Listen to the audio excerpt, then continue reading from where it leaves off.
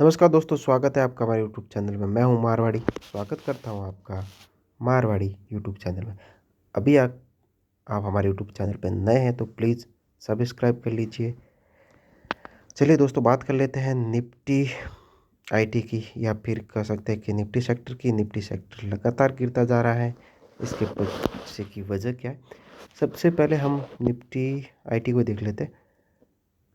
उसी के आधार पे हम अनुमान लगा लेंगे कि निफ्टी सेक्टर कैसा परफॉर्म कर रहा है। ईयर इस ईयर की बात की जाए तो लगभग 11% निफ्टी गिर गया है। अभी हम बात कर लेते हैं 3 इयर्स की। 3 इयर्स में लगभग इन्होंने 116% रिटर्न दिया है आईटी सेक्टर ने, जो कि बहुत हाई था। उसके बाद लास्ट 2 इयर्स की बात कर दी जाए तो इन्होंने 170% रिटर्न दिया है, जो कि बहुत हाई है। कोरोना के बाद आईटी सेक्टर में एक बूम सा आ गया था, यानी कि हर कोई आईटी सेक्टर खरीद रहा था। भले ही निफ्टी गिर रहा था, बट आईटी सेक्टर बढ़ता ही जा रहा था। चलिए बात कर लेते 1 ईयर्स की। तो लास्ट 1 ईयर्स में लगभग आपको 28% का रिटर्न देखने को मिल रहा है। बात की जाए लास्ट 6 मंथ की तो आपको 1.4% लगभग डाउन नज़र आ रहा है। बात की जाए लास्ट वीक की तो लगभग आपको ये -5.72% नज़र आ रहा है। यानी कि आईटी सेक्टर लगातार लास्ट 6 मंथ से गिरता जा रहा है।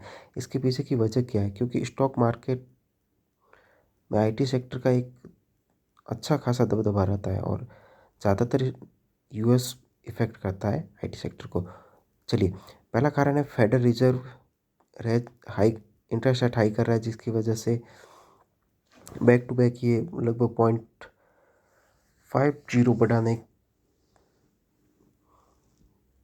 की सोच रहा है। ये इकोनॉमिस्ट का मानना है, क्योंकि लास्ट टाइम भी इन्होंने 2.5 पर दिया था, जो कि इस बार बढ़ाकर आई थिंक 5.0 कर सकते हैं।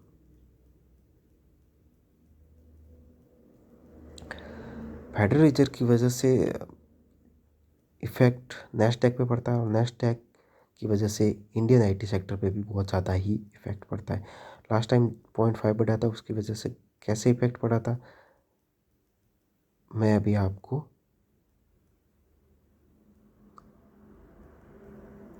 नेस्डैक और आईटी सेक्टर के बता देता हूँ कि क्या इफेक्ट हुए थे। ये देख सकते हैं आप, नेस्डैक का चार्ट है। नेस्डैक का आपने देख सकते हैं अभी 13,668 पे है। ये देख सकते हैं लगभग बहुत हाई पे चल रहा था यहाँ। उसके बाद कंटिन्यूस गिरता ही जा रहा है, गिरता ही जा रहा है।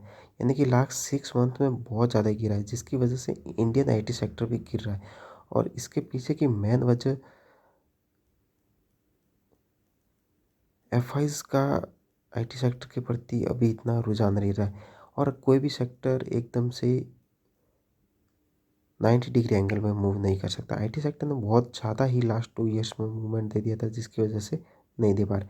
दूसरा कारण है आईटी सेक्टर को रशिया और यूक्रेन का वार भी इम्पेक्ट कर रहा है, क्योंकि रशिया और यूक्रेन की वार की वजह से जो यूरोप से जितनी भी इनकम हो रही है वो कम होने की संभावना है।